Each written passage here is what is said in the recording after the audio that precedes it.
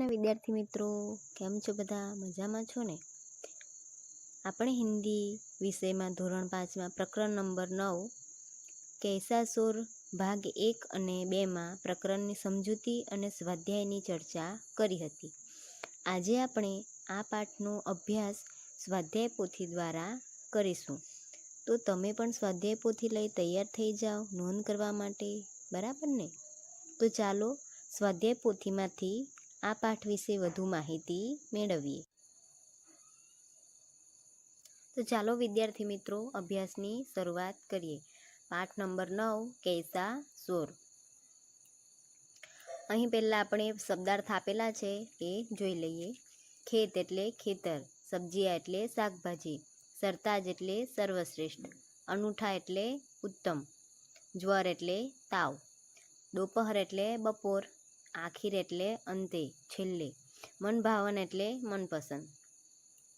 હવે પછી આપણે પ્રશ્ન જોઈએ. प्रश्न नंबर 1, प्रश्नों के उत्तर के लिए उचित विकल्प चुनकर विकल्प का क्रम चौरस में लिखिए. અહીં આપણે પ્રશ્ન આપેલા છે અને એના વિકલ્પ આપેલા છે. તો સાચો વિકલ્પ આપણે અહીં આપેલા સામેના ચોરસમાં લખવાનો છે. તો પહેલો પ્રશ્ન છે, બિરજુ ચાચા ને अपने खेत में क्या बोया था? તો તમને ખબર જ છે ને, બિરજુ ચાચાએ પોતાના ખેતરમાં શું વાવ્યું હતું? તો હા, સબ્जियाँ. એટલે જવાબ આવશે ક, सब्जियाँ. बिरजू चाचा ने अपने खेत में सब्जियाँ बोई थी. प्रश्न नंबर 2, सब सब्जियों में सरताज किसे कहा जाता है? એના વિકલ્પ છે ટમાટર, ફૂલગોબી, આલુ, લौकी. તો જવાબ શું આવશે? હા, आलू. એટલે ક, आलू. सब सब्जियों में सरताज आलू को कहा जाता है. आलू का मित्र कौन है? તો જવાબમાં શું આવશે?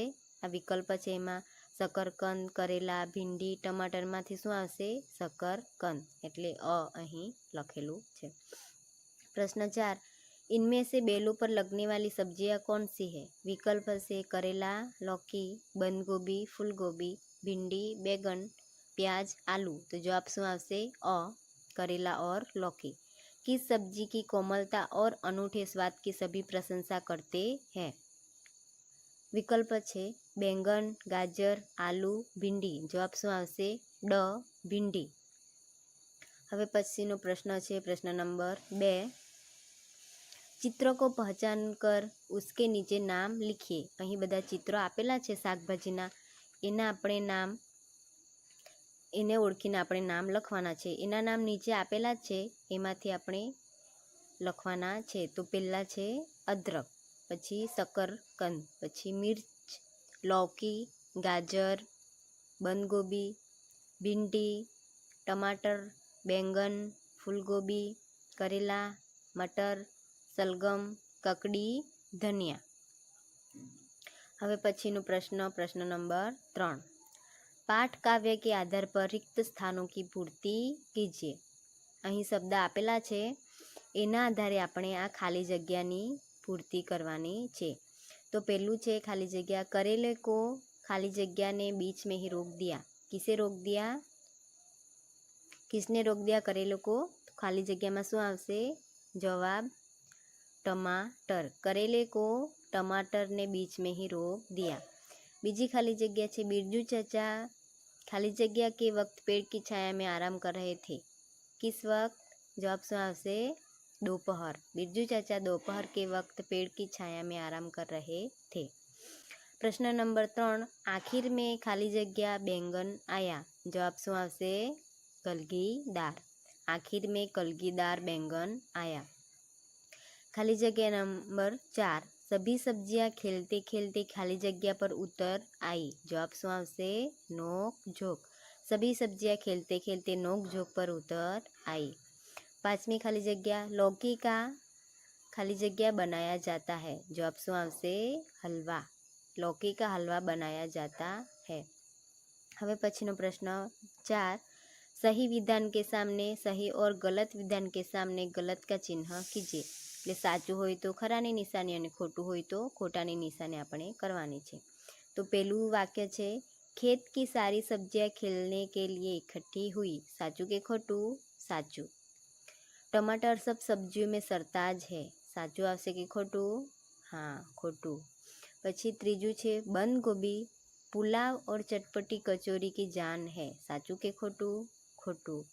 પછી ચોથું છે વિધાન हरी मिर्च के बिना सभी सब्जियां फीकी है, साचू आवશે કે ખોટું? हाँ साचू। પાંચમું છે मसाले रसोई में स्वाद और सुगंध प्रदान करते हैं, साचू आवશે કે ખોટું? સાચું આવશે। હવે પછીનો પ્રશ્ન છે પ્રશ્ન નંબર 5, નિમ્નલિખિત શબ્દો કે વિરોધાર્થી શબ્દ લીખીએ। એટલે નીચે જે શબ્દ આપેલા છે એના આપણે વિરોધી શબ્દ આપવાના છે। પહેલો શબ્દ છે છાયા, તો છાયાનું શું થશે? ધૂપ। પછી બીજું છે બચ્ચે, બચ્ચેનું થશે ભૂડે। પ્રશંસાનું થશે નિંદા। મિત્રનું થશે દુશ્મન। પસંદનું થશે નાપસંદ। શાંતનું થશે અશાંત। સુંદરનું થશે કુરૂપ। ઉપયોગીનું થશે પાલતુ। અધૂરાનું થશે પૂરા। હવે પછીનો પ્રશ્ન 6, નિમ્નલિખિત શબ્દો કે સમાનાર્થી શબ્દ લીખીએ। એટલે કે હવે સમાન અર્થ આપવાના છે। આ જે શબ્દ આપેલા છે એના આપણે સમાન અર્થ આપવાના છે। તો પહેલો શબ્દ અનૂઠા, અનૂઠાનું થશે નિરાલા। બીજું જ્વર, જ્વરનું થશે બુખાર। દોપહરનું થશે મધ્યાહન। મનભાવનનું થશે મનપસંદ। લિજ્જતનું થશે સ્વાદ અને આખીરનું થશે અંત। હવે પછી પ્રશ્ન નંબર 7, मुहावरे के अर्थ देकर वाक्य प्रयोग कीजिए। मुहावरा આપેલા છે એના આપણે અર્થ આપીને એનો વાક્યમાં પ્રયોગ કરવાનો છે। પહેલું છે બાત કાટના, એનો અર્થ થશે बीच में बोल उठना। वाक्य થશે माँ बेटे की बात चल रही थी कि बहन ने बीच में बोल दिया, बहन ने बात काट दी। माँ बेटे की बात चल रही थी कि बहन ने बात काट दी। હવે પછીનું છે मुंह में पानी आना, खाने की इच्छा होना। એનું વાક્ય થશે જલેબી દેખતે ही तनिष्क के मुंह में पानी आ गया। વિદ્યાર્થી મિત્રો, જો તમને આવડતા હોય તો તમે તમારી જાતે પણ અર્થપૂર્ણ વાક્ય બનાવી શકો। આ વાક્યનો ઉપયોગ કરીને તમે તમારી જાતે પણ બીજા વાક્ય બનાવી શકો। ત્રીજું છે नोक झोंक करना, उग्र चर्चा करना। वाक्य છે सारी सब्जियां खिलते वक्त नोक झोंक करने लगी। चौथું છે मिलजुल कर रहना, एक साथ स्नेह से रहना। એનું વાક્ય થશે आपस में मिलजुल कर रहने में ही सबकी भलाई है। હવે પછીનો પ્રશ્ન છે પ્રશ્ન નંબર 8, નિમ્નલિખિત શબ્દ સમૂહ કે लिए એક શબ્દ लिखिए। શબ્દ સમૂહ માટે એક શબ્દ આપવાનો છે। પહેલું છે दिन के मध्य भाग का वक्त, એટલે કે દિવસના મધ્યનો ભાગ। આપણે એને ગુજરાતીમાં શું કહીશું? બપોર, હિન્દીમાં થશે મધ્યાહન। હવે બીજું છે વાક્ય સબ્જી और चावल से बना व्यंजन। બધાને ખબર જ છે ને શું થશે? પુલાવ। હા, તમે બધાએ ખાધું છે ને પુલાવ। એ શેનાથી બને છે? બધી શાકભાજીઓ અને ચોખા બંને ભેગા થઈને બને છે, એટલે સબ્જી और चावल से बना व्यंजનમાં શું આવશે જવાબ? પુલાવ।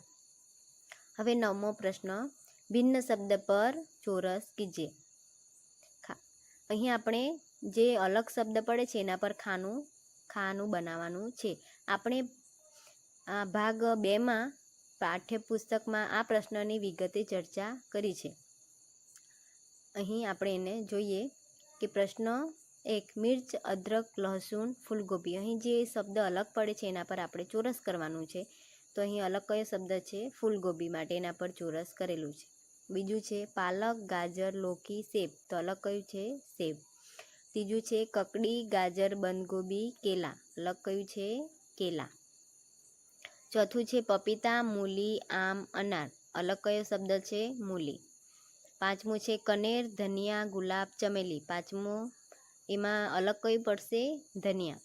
છઠ્ઠું છે આલુ, ટમાટર, ગેંદા, ફૂલગોબી, અલગ કયું પડશે? ગેંદા। હવે પછીનો પ્રશ્ન છે પ્રશ્ન નંબર 10, નીચે દિए गए वाक्य कौन कहता है यह लिखिए। આપણે પાઠમાં જોયું તો બધા શાકભાજી પોતપોતાની રીતે વાત કરે છે, એટલે અહીં શાકભાજી જે વાતો કરે છે તે વાક્ય અહીં આપેલા છે, કોણ બોલે છે તે આપણે લખવાનું છે। તો પહેલું વાક્ય છે સભી સબ્जियां मेरे बिना अधूरी है, કોણ કહે છે? આલू। પછી બીજું છે મુझे भी लोग बहुत पसंद करते हैं, કોણ કહે છે?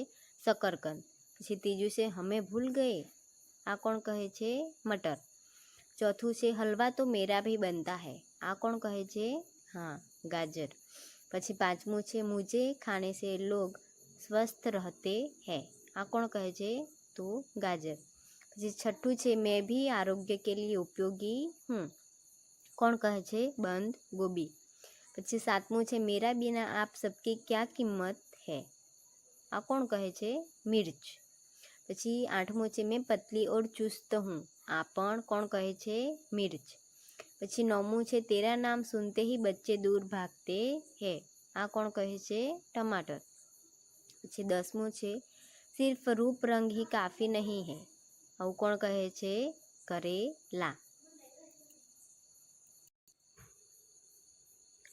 તો હવે આપણે એના પછીનો પ્રશ્ન જોઈએ। પ્રશ્ન નંબર 11, निम्नलिखित वाक्यों में से विशेषण के नीचे લીટી खींचे। તો આપણે ભાગ 2માં વિશેષણ વિશેની માહિતી મેળવી હતી। તો અહીં વાક્ય આપેલા છે એમાંથી કયું વિશેષણ કયું છે એની નીચે આપણે લીટી દોરવાની છે। તો પહેલો પ્રશ્ન છે કાલી ગાય ચરતી હે, આમાંથી વિશેષણ કયું આવશે? વિશેષણ એટલે શું? જે નામના અર્થમાં વધારો કરે તેને આપણે વિશેષણ કહીએ છીએ। તો અહીં વિશેષણ કયું છે? કાલી ગાય ચરતી હે, તો આમાં કાલી એ શું થશે? વિશેષણ થશે, માટે આની નીચે લીટી કરેલી છે। બીજું છે ચાર લડકે ખેલ રહે હે, વિશેષણ કયું થશે? ચાર।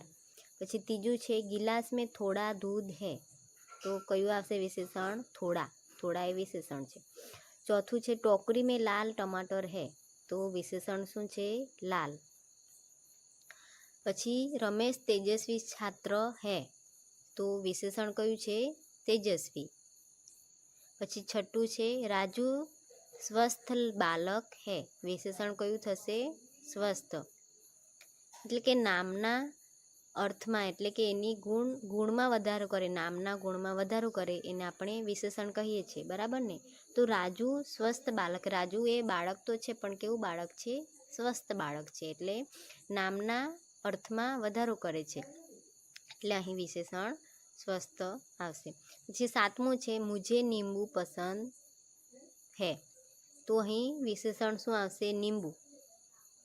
પછી આઠમું છે માયાને બડા ગાજર ખાયા, તો વિશેષણ કયું આવશે? બડા। હવે પછીનો પ્રશ્ન જોઈએ। પ્રશ્ન નંબર 12, निम्नलिखित वाक्यों में से क्रिया का निर्देश करते शब्द के नीचे લીટી खींचे। તો આપણે ભાગ 2માં ક્રિયાપદ વિશેની પણ માહિતી મેળવી હતી। ક્રિયા કોને કહેવાય?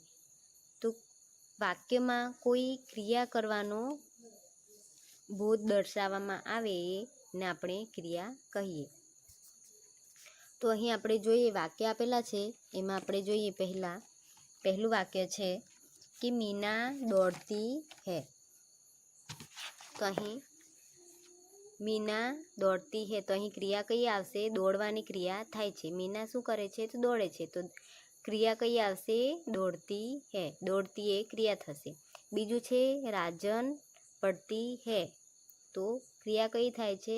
પડતી એ ક્રિયા છે, માટે અહીં ક્રિયા આવશે પડતી। પછી ત્રીજું છે નૈના ખેલતી હે, ક્રિયા કઈ આવશે? ખેલતી। ધારા નાચતી હે, ક્રિયા કઈ આવશે? નાચતી। પાંચમું મોર નાચતા હે, ક્રિયા કઈ આવશે? નાચતા। છઠ્ઠું જોસેફ लिखता है, ક્રિયા કઈ આવશે? लिखता। સાતમું છે સલીમ પાણી પીતા હે, ક્રિયા કઈ થશે? પીતા। આઠમું સચિન ખેલતા હે, ક્રિયા કઈ થશે? ખેલતા। પછી નવમું સોનલ ખાना खाती है, ક્રિયા કઈ થશે? ખાતી। પછી 10મું ધારા સોતી है, ક્રિયા કઈ થશે? સોતી, બરાબર। હવે આપણે જોઈએ પ્રશ્ન નંબર 13, निम्नलिखित शब्दों को भिन्न भिन्न तरीके से वर्गीकृत करें। અહીં આપણને બધી શાકભાજીઓ આપેલી છે, એને આપણે पौधों पर लगने वाली सब्जियां, बेलों पर लगने वाली सब्जियां, जमीन के नीचे होने वाली सब्जियां, આ ત્રણ પ્રકારમાં વર્ગીકૃત એટલે કે વિભાગ એના પાડવાના છે। તો પહેલા જોઈએ પૌધું એટલે કે વેલા પર જે શાકભાજી થાય છે એના નામ, પછી પોધું એટલે કે જે છોડ પર થાય છે એ શાકભાજીના નામ, વેલા પર થાય એ શાકભાજીના નામ અને જમીનની અંદર થાય એ શાકભાજીના નામ આપણે અલગ કરવાના છે. તો અહીં પોધો પર લગને વાલી સબ્જીમાં કોણ કોણ આવશે? ધનિયા, પછી બંધગોભી, પછી ફૂલગોભી, ટમાટર અને ભીંડી. પછી बेलों पर लगने वाली सब्जी में कौन कौन आवશે? करेला, लौकी, ककड़ी, परवल और कंकोड़ा. પછી जमीन के नीचे होने वाली सब्जियां में શું આવશે? गाजर, प्याज, आलू, लहसुन और शकरकंद. હવે પછીનો પ્રશ્ન જોઈએ. પ્રશ્ન નંબર 14. निम्नलिखित शब्दों को शब्दकोश के क्रमानुसार लिखिए. અહીં નીચે જે શબ્દો આપેલા છે એને આપણે શબ્દકોશ મુજબ ગોઠવવાના છે. શબ્દકોશમાં ગોઠવતો તમને આવડે જ છે ને? હા, બરાબર. તો અહીં જે શબ્દ છે એને આપણે ક્રમમાં ગોઠવીએ. તો પહેલો આવશે અદરક, પછીનો શબ્દ આવશે ખેત, પછીનો ત્રીજો શબ્દ આવશે ગાજર, પછી ચોથો શબ્દ દોપહર અને છેલ્લો પાંચમો શબ્દ જે છે એ શું આવશે? સબ્જી.